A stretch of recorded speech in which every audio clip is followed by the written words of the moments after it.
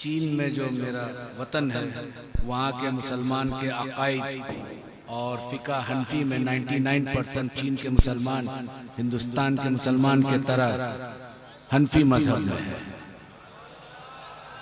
अब जमात कौन सा है, तो जमात अहले सुन्नत वल जमात है।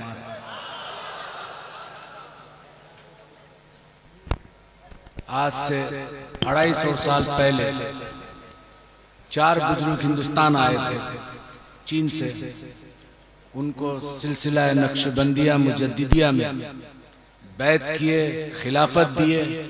चीन के मौलाना साहब इंडिया में आकर, हमारे भारत देश में आकर इतनी अच्छी तकरीर की हैं जिसे सुनकर आपका दिल बेहाल हो जाएगा। अस्सलाम वालेकुम रहमतुल्लाहि व बरकातुहू। उम्मीद करता हूँ आप लोग खैरियत से होंगे, बहुत अच्छे होंगे। तो चलो आपका टाइम वेस्ट नहीं करते हुए वीडियो को स्टार्ट करते हैं। मिलते हैं वीडियो के एंड में। उन 4 में 3 इमाम थे, तीनों को इजाजत और खिलाफत मिली। चौथा एक शख्स अय्यूब नाम था, वो सिर्फ बैत होके मुरीद होके वापस गए हिंदुस्तान से। ये 3 शख्स जिसको खिलाफत मिली थी उनका नाम है सैयद दाऊद रहमतुल्लाह अलैह, शाह कमालुद्दीन नक्शबंदी रहमतुल्लाह अलैह, शाह शमसुद्दीन रहमतुल्लाह अलैह। ये 3 खानका 250 साल से चीन में मौजूद है आज तक। चीन के कम्युनिस्ट पार्टी इस वक्त चीन दुनिया में बहुत पावरफुल कंट्री है। आज हम तमाम मोबाइल्स यहाँ रखा हुआ वो लगभग 90% चीन का पैदावार है। मेरा चचा नक्शबंदी सिलसिला के बहुत बड़े मशाइख थे, 12 से 12.5 लाख मुरीद था। सुभान अल्लाह। उन्होंने हमें तरबियत दी। अब मेरा ताल्लुकात हिंदुस्तान से इसलिए है कि मेरे वाली साहब हिंदुस्तान आए, मेरा माँ हिंदुस्तान के। मेरी तालीम चाइना में हुई। जब तमाम तालीम खत्म हो गया, ग्रेजुएशन हो गया चाइनीज जबान में, तो मेरा वाली साहब कहे कि क्या बनना चाहते हो, डॉक्टर, इंजीनियर। तो हमने कहा कि हमारे आबो अजदाद क्या थे, हम अपने दादा के बारे में ज़्यादा जानकारी नहीं था। बोले हम सब नक्शबंदी सिलसिला के थे। हमारे वाली साहब यानी कि मेरा दादा शाह कमालुद्दीन नक्शबंदी रहमतुल्लाह अलैह, मेरा वाली साहब कहे कि वो दीन का खिदमत किए, उसका वाली साहब दीन का खिदमत किए। तो हमने कहा कि जब इस खानदान से हम बिलोंग करते हैं तो फिर हमें दुनियावी तालीम क्यों दी, दीनी तालीम किसी मदरसा में देना चाहिए था। तो बोला कि आका अलैहिस्सलाम का एक मशहूर वाक़यात है, हदीस नहीं है,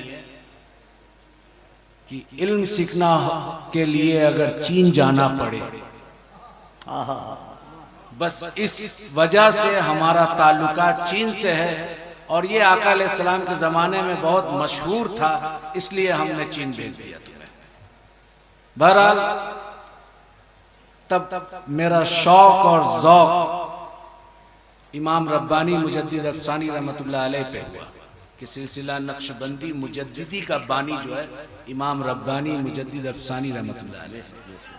तो जिस शख्स के बारे में मैं जानता नहीं, उनके मजार में जाकर किस तरह ताज़ीम और तकरीम किए मैं नहीं जानता, इसलिए मैं नहीं जाता था।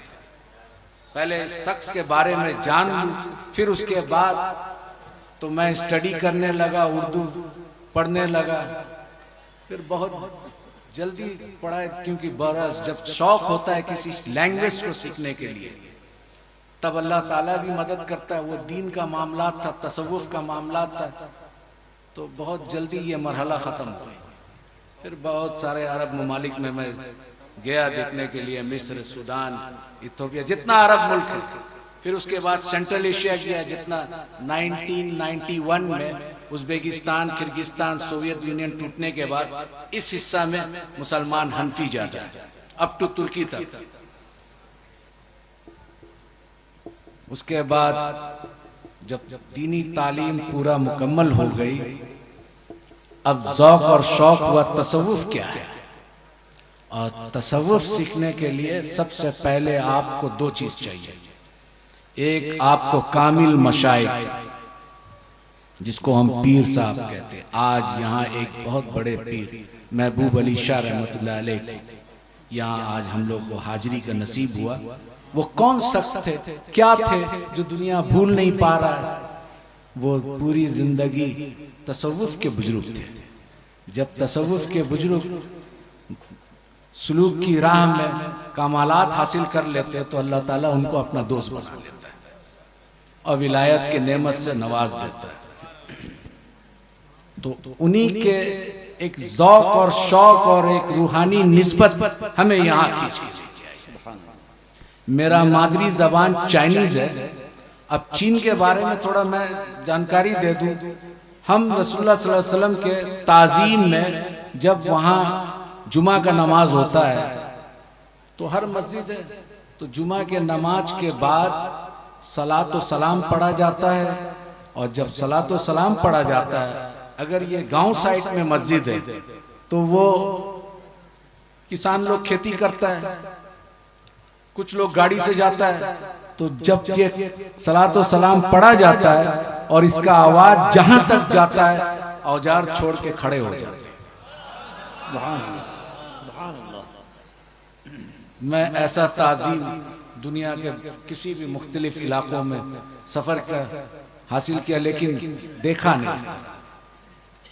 तो फिर मेरा दिल, ये इतना चाइनीज लोग इतना मोहब्बत और इतना ताज़ीम और तौकीर, तो वो पता चला स्टडी करके कि ये 3 खानका जो बनाए थे उसी की कमालात है। अब सवाल उठा, क्योंकि तबलीग जमात के लोग भी चीन पहुंचे थे, पाकिस्तान से उनका ताल्लुकात अच्छा था, तो जुमा के टाइम ये लोग बैठे रहते थे। तो मेरा चचा बोला कि ये पाकिस्तान का और हिंदुस्तान का भाषा तुम लोगों का एक ही है? हम बोला लगभग एक ही है, उर्दू बोलते हैं, हम हिंदी बोलते हैं। तो बोला समझ सकते हैं? बोला तो इन लोगों को कहो कि आइंदा हमारे मस्जिद में ना आए, नमाज पढ़ के चले जाए, दीन ना लेके आए, क्या सिखाने आया? बोले क्यों?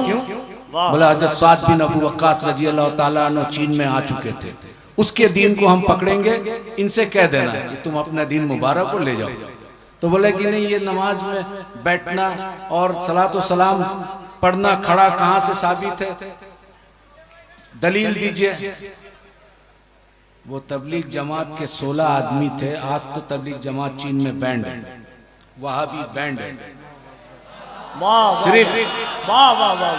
सिर्फ अगर चीन का सरकार इस्लाम को कबूल करता है तो वो बोलता है कि खानका के जैसा मुसलमान बनाओ जो मोहब्बत फैलाता है। नारे तकबीर, नारे रिसालत, मसलके आला हजरत, मसलके अहले सुन्नत। सुभान अल्लाह। अब सवाल है, अरब में देखता है लोग, अरब से इस्लाम आया, सहाबी अरबी थे, ताबईन अरबी थे, तबे ताबईन अरबी थे, आका अलैहिस्सलाम अरब में आए। तो अरब में खारजी भी आया था, राफजी भी आया था, मुतजल्ला फिरका जो है अरब में आया था। ये तमाम शिया जो हजरात है, हमारा कोई बात नहीं है, हमारा अकायद में इख्तिलाफ है, लेकिन ये सब यहाँ अरब में आया था, हिंदुस्तान में नहीं आया था। तो सवाल उठा, जब स्टडी किया तो ये लोग ज्यादा जो अहले सुन्नत से निकले, मेन स्ट्रीम अहले सुन्नत है सवादे आजम, लेकिन इससे जो साखे निकला मुख्तलिफ फिरकों में बटा। वो तमाम के तमाम फिरका कुरान से दलाइल देते हैं। अब ये तबलीग जमात के लोग बोलते हैं कि खड़ा होके साबित करो, ये करो, वो करो। तो हमने उसको पूछा, जवाब दिया, देखिए मेरा चचा यहाँ के ये है और पीर साहब है और वो पसंद नहीं करते, लिहाजा आप लोग यहाँ दीन फैलाने ना आए। क्यों? आप दलील से बात कीजिए। आका अलैहिस्सलाम इमाम शाफी ने इसकी जवाब दे दी। इमाम शाफी रहमतुल्लाह अलैह फरमाते हैं कि हम बिद्दती उम्मतियों से हदीस लेना बंद कर दिया। तो इमाम शाफी रहमतुल्लाह अलैह से सवाल किया, या मोहम्मद बिन इदरीस अश-शाफी, या इमाम शाफी, उम्मत में बिदात करने वाला, बिदत फैलाने वाला कौन है?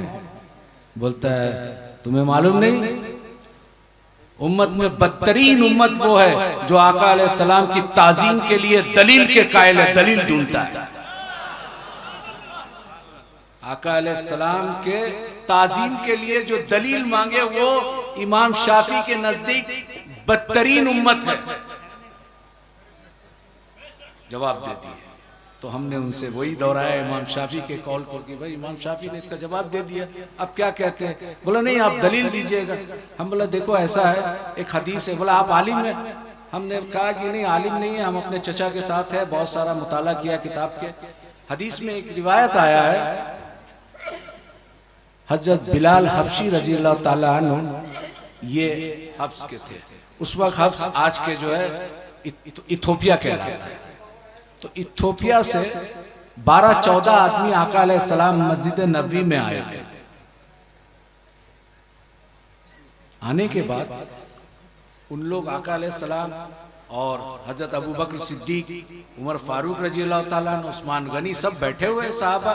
तो ये जो अफ्रीका के लोग 7 फुट 6.5 फुट के लंबा मोटा चौड़ा बॉडी का, ये सब जो है जिस तरह खाना काबा का तवाफ करते हैं उसी तरह आका अलैहिस्सलाम बैठे हुए और चारों यार सब साहबा बैठे हुए।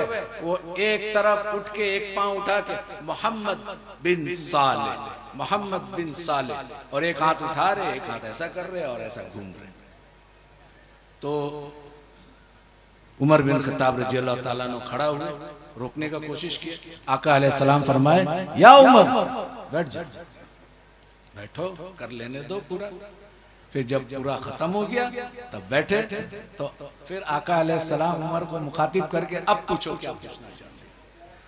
तो जब उमर बिन खत्ताब पूछे उनसे कि तुम लोग ये क्या करते हो, तो वो जवाब सुन लीजिए, हम अपने राजा का इस्तकबाल इस तरह करते, आप 2 जहां के राजा है तो आपके इस्तकबाल इस तरह ना करूं। वो अजमी थे, अरबी नहीं थे। चीन से आकर इतनी अच्छी तकरीर भाई मैं पहली बार आज सुना हूँ और सुनकर दिल बेहाल हो गया एकदम। बहुत ही अच्छा लगा सुनकर। मुझे नहीं मालूम था कि इतनी अच्छी उर्दू वहाँ के भी लोग बोलते हैं, इतनी अच्छी उर्दू वहाँ के मौलाना साहब भी बोल सकते हैं या बोलते हैं। मैं पहली बार आज सुना हूँ। तो अगर इनकी वीडियो अगर और भी होगी तो मैं और भी देखना चाहूँगा, इनके बारे में रिसर्च करूँगा, देखता हूँ कि और कोई वीडियो मिलता है कि नहीं मिलता है। तो चलो अगर वीडियो अच्छा लगा तो लाइक करें, शेयर करें। मिलते हैं ऐसे किसी नेक्स्ट वीडियो के साथ। जब तक के लिए बाय बाय, अल्लाह हाफिज़, दुआ में याद रखना।